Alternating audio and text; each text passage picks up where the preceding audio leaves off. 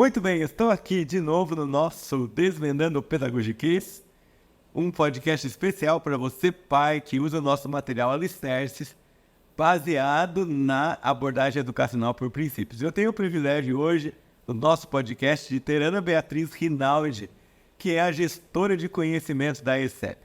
A ESEP, que é a Associação de Escolas de Educação por Princípios, que orienta a produção do nosso material, valida se nós estamos no caminho certo. Ela tem um comitê de gestão de conhecimento que é responsável por guardar a filosofia, a metodologia, saber que nós estamos fazendo da maneira que deve ser feita. E eu quero que ela venha aqui outras vezes no nosso podcast para compartilhar conosco a caminhada dela nesse sentido. E hoje nós vamos falar sobre fichário. Seja bem-vinda, Ana. Obrigada, André. Obrigada pelo convite. É uma alegria estar aqui com vocês e pode me convidar quantas vezes quiser que eu venha. Muito bem. Eu quero começar perguntando, Ana, quando a gente coloca o filho numa escola por princípios, ele começa a usar o fichário. Mas a gente chega lá na escola, olha o fichário, ele é uma pasta normal como todo mundo usa. Qual a diferença entre uma pasta normal, igual todo mundo usa, e o fichário da abordagem educacional por princípios? Então, a gente precisa, é muito importante que pais, professores e alunos entendam e que não seja só um instrumento físico, mas que seja realmente usado com entendimento. Então, essa pergunta é bem legal. Um fichário, ele dá a oportunidade, tanto ao aluno quanto ao professor, de exercitar várias habilidades. Por exemplo, a organização, a limpeza, a inteireza. O fichário também, ele dá a oportunidade do aluno trabalhar outros princípios de governo. Então, ele vai aprender através do fichário a ter mordomia, saber cuidar do material dele. Ele vai aprender a individualidade, porque ali ele manifesta quem ele é. Ele vai postar ali naquele fichário as reflexões, o que ele aprendeu sobre cada conteúdo, o que Deus falou com ele a respeito daquele conteúdo. Então, ali ele vai fazer reflexão de Deus na ciência, Deus como criador, na geografia, Deus controlando, escrevendo história num cenário que é a geografia. Então, essas reflexões vão acontecer no fichário.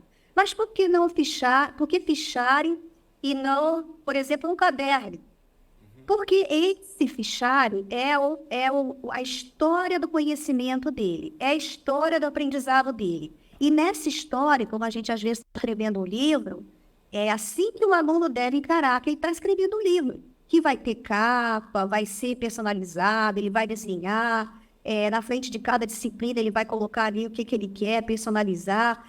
E essa história que ele está escrevendo, ela às vezes vai e volta. Então, se a gente está escrevendo um livro, a gente está no capítulo 3, mas a gente se lembra que lá no capítulo 1, a gente tem uma experiência nova em relação àquele assunto. E o fichário, ele permite tanto você refazer uma atividade que você acha que não ficou legal e você gostaria de refazer, que você tira a página e coloca. Você, por exemplo, está estudando por exemplo, na língua portuguesa, um gênero textual. Certo. Aí você lê no jornal ou você lê em algum lugar, puxa, isso aqui tem tudo a ver com esse assunto. Então você vai lá, fura aquela reportagem ou aquela poesia e você pode acrescentar. Então, no final do ano, você vai ter ali realmente um livro. Realmente, você vai deixar ali, no final do ano, somente aquilo que foi sua reflexão, que foi sua produção sua, a produção sua, do seu pensamento, da sua reflexão, da sua visão de mundo que você adquiriu estudando aquele assunto. Então, é bem bacana, porque no final você pode até se considerar que você é um escritor, que você escreveu um livro naquele ano, que é a história do seu aprendizado. Muito bem, cada aluno um autor, não é? Escrevendo aquilo que vem aprendendo, vendo como a criação adora Deus, como Deus se revela em todos os conteúdos. Lidando com material, com escola, a gente escuta várias perguntas, né? Uma outra pergunta importante é verdade que criança pequena não consegue lidar com o fichário? Como é que é a sua visão sobre isso? Então, olha, essa pergunta, ela é muito comum, né? E nesses 30 anos que a gente caminha, aqui no Brasil, tá? Inclusive, a gente gravou os vídeos de YouTube, a gente já convidou professores para darem oficina sobre esse tema, para realmente mostrar na prática exemplos de escolas que usam o fichário que é possível usar. Por quê? Porque no começo, obviamente, o professor vai ajudar. O professor vai ajudar, por exemplo, ele pode colocar toda sexta-feira é o dia que eu vou arquivar tudo que produziu durante a semana. Então, o professor, se a criança é pequena, ele vai abrir, vai fechar a bolinha de cada aluno para não machucar o dedinho, né? Mas ele vai já estar plantando essa semente da produção do aluno no coração da criança pequena. Isso é possível, a gente tem visto em muitas escolas. E eu, André, já trabalhei com crianças em situação de risco, que é uma criança que não tem, muitas vezes, um pai para estar ali ajudando, e deu muito certo, e eles conseguem.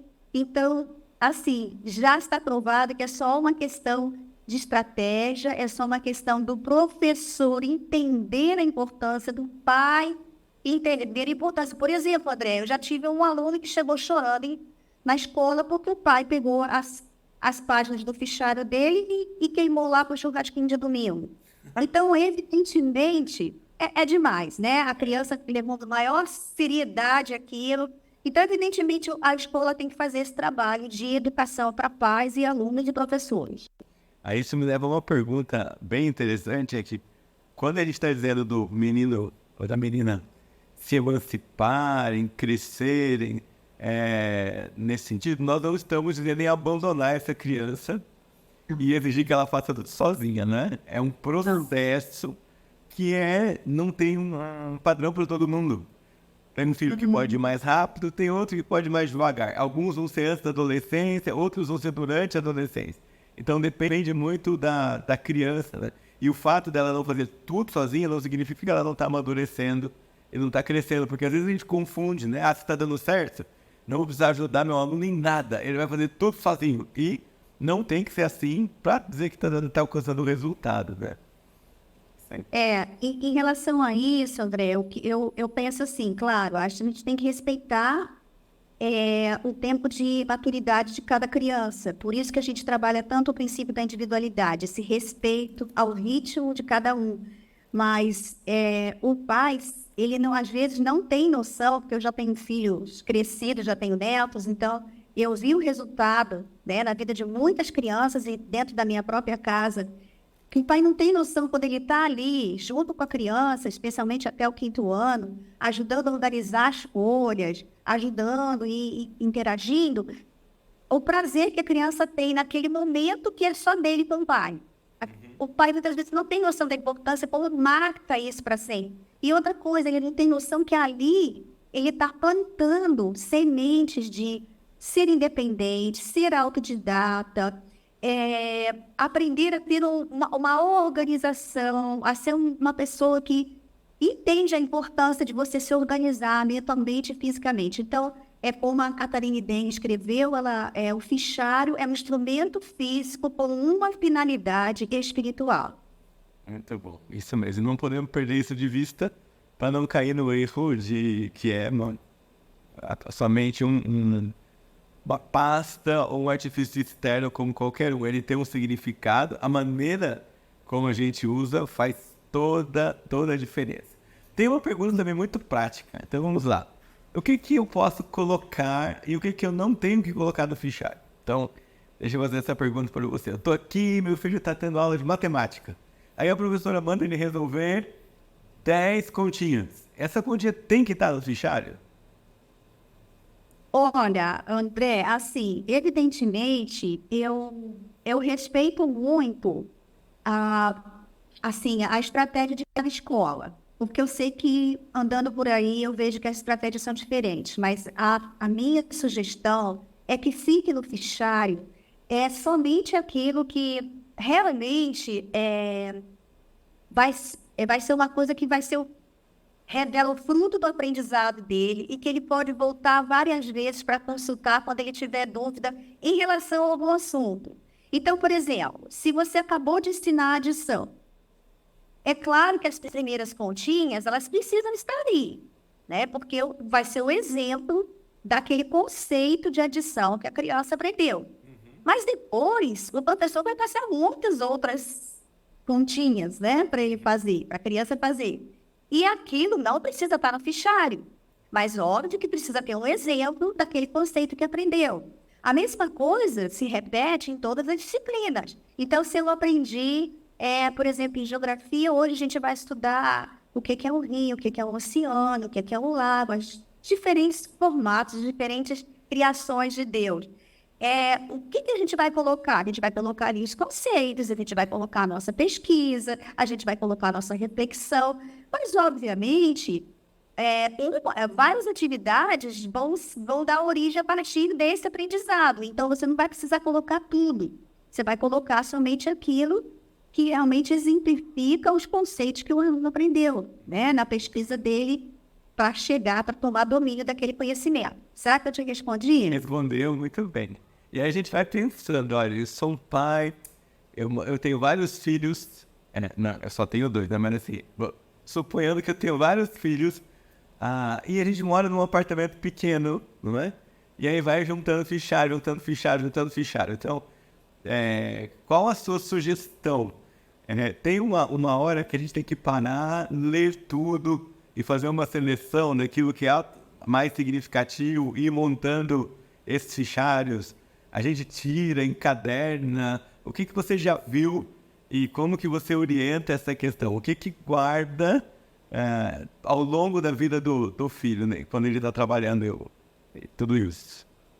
Olha, eu vou te falar assim, né, dessa experiência de anos aí. Eu vi o testemunho de uma mãe muito bacana, muito bacana. Uma mãe muito nota 10, porque a gente tem várias, né?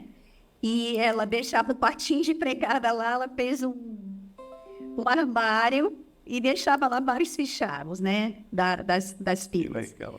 E eu já vi uma outra mãe também, uma mãe que a gente... Nossa, aquela família, assim, que você, né, ama de paixão, porque você sabe que estão sedentos de aprender, de entender o porquê das coisas. E ela encadernou o fichário da família. Mas o que eu sugiro, que foi que eu particularmente fiz, foi todo final de ano fazer uma seleção junto com o filho. Não você sozinha, eu acho que isso aqui é bom, porque às vezes aquela pesquisa para você acha que está maravilhosa, mas não foi tão significativa para o seu filho. Então, no final do ano, você pode fazer essa seleção junto com a criança, o adolescente, jovem, e decidir quais as pesquisas que você quer que ele quer que guarde. E daí, ou você vai colocar no fichário mesmo, ou você vai mandar encadernar. Eu vi uma mãe que ensina em casa, fez um negócio tão bacana, André, ela transformou num livro de verdade. Então, ela pegou e fez um livro, uma produção mesmo do filho daquele ano todo, com os principais trabalhos de todas as disciplinas. Olha, que gravura, uma coisa tão profissional que eu fiquei assim, gente, que coisa linda, por que eu não fiz isso na época dos meus filhos? Porque eu não tinha esse conhecimento e também hoje tem muito recurso. Na minha época não tinha tanto assim, né? Seria caríssimo produzir um livro desse. É verdade, muito, muito, muito bom. Ana, deixa uma mensagem para os pais. Dá para a gente ficar conversando horas aqui, mas o objetivo desse podcast é ser mesmo um turbilhão de ideias para reflexões rápidas. Então, deixa uma mensagem para os pais que estão ouvindo a gente a respeito do fichário. Uma mensagem encorajadora para eles dessa missão de educar os filhos. Então, queridos pais, o que eu quero dizer do meu coração para o seu coração? Vale a pena. Vale a pena. Porque a gente, quando está fazendo em tudo que vale a pena, é assim. Dá trabalho, exige tempo, exige dedicação, empenho. Mas ali, se você entender que você está trabalhando vários aspectos do caráter do seu filho quando você está nesse processo, né, de reflexão com ele, de registro, de guardar. Gente, olha a Bíblia. Se a Bíblia tivesse feito isso, a gente nem tinha Bíblia hoje. Já pensou que bacana o seu filho daqui a 5 anos pegar? Eu tenho pelo menos uns 30 cadernos desde que eu me converti.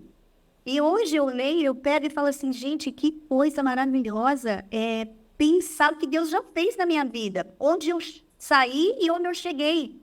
Você ali consegue perceber o desenvolvimento, as reflexões, a sua vida com Deus, o quanto você cresceu, amadureceu em conhecimento, na sua vida espiritual, na sua vida acadêmica, como autodidata, como uma pessoa que sabe aprender, né? Que aprendeu a aprender.